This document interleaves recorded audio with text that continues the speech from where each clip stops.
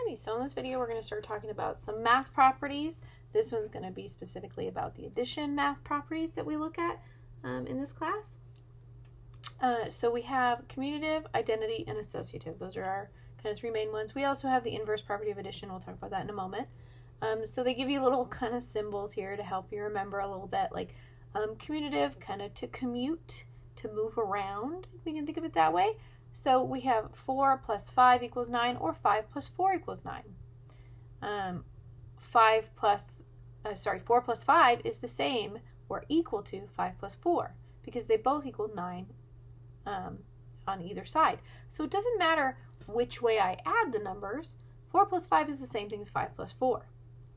Okay, so we can add, I'm going to change my pen here really quick because I'd taken it down for the last video and forgot to bring it back up a little bit. Okay, so I can add numbers in any order. That's the commutative property. I can commute them around. I can move them around. As long as it's all addition, that's not going to hurt the problem. Identity, and we have a little mirror here. So it's basically what can I add to a number to not change its identity, keep it the same? Well, that would be 0.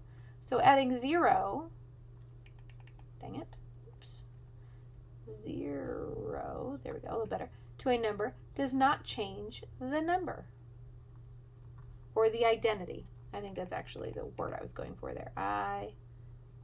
Identity. But you could put the number there, that's fine. But it keeps it the same. When we add 0 to something, it doesn't change it. Associative, you can see there's little groups of friends here. So we have yellow dress, red shirt, pink dress, because I can't really see. I think it's 2 boys and a girl, if I'm seeing that correctly. They're kind of small there. But they have the yellow dress and the red shirt grouped on the top with the pink dress girl kind of outside, and then they switch, and now they've grouped them. Now, of course, when we change grouping, in this case, this might not be 100% all right as far as this, but we're just assuming they're all friends. So right now, these 2 are hanging out, and maybe she's going off and doing something else, and then at a different time, these 2 are hanging out, and she's doing something else. So it's all one group of friends, and they're just hanging out or associated at different times. So we do the same thing with numbers. So 2 plus 5 grouped, they are associated, meaning they're related to each other in some way. We're kind of grouping them. Plus 4 is 11. Well, I can do the same thing down here. I go 2 plus, now 5 plus 4 is grouped. They are associated, but it still equals 11. It's not changing anything. All I did was group the 2 and the 5 up here and the 4 and the 5 down here, but I'm still adding 2 plus 5 plus 4. It's just grouping them in different ways to kind of not single them out or anything like that, but it's just to kind of put them together for some specific reason usually. A lot of the time we do this with compatible numbers. So the grouping of addition problems will not change the sum or the overall total, right? Because I can group them and however I want, it's still the same 3 numbers being added. I'm just moving the grouping around. All right, so now down here, when you do this on Alex, there's going to be a little drop down to do. On this one, you do have to type the number in. So in this one, we're going to fill in the blanks based on one of these 3 properties, and then we're going to identify which property it was. So with this one, 0 plus something equals 7. Well, the only thing I could add to 0 to get 7 would be 7. And so if we look up here, that is our identity property. Identity. So that's our identity property because it didn't change to 7, it stayed 7. 6 plus 3 plus something is equal to 6 plus 3 plus 5 with the 3 and the 5 grouped. The 6 and 3 are grouped over here, but again, it's all addition, so the grouping doesn't really matter. It doesn't change anything, but I need to make sure it's the same 3 numbers. So if I have 6 and 3, the missing number is 5. And so this is all about grouping. That's associative. And again, it's just, which one is it? Associate means to group. And if I say, who do you associate with?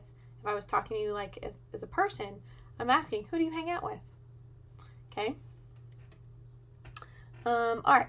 So now we have blank plus 9 equals 9 plus 7. All right, remember it's got to be the same 2 numbers. We're just switching the order now because I have something plus 9 and then I have 9 plus 7. Well, it needs to be the same something if they're equal to each other, right? So, and I've just switched the order. I've commuted or moved them around. So this is the commutative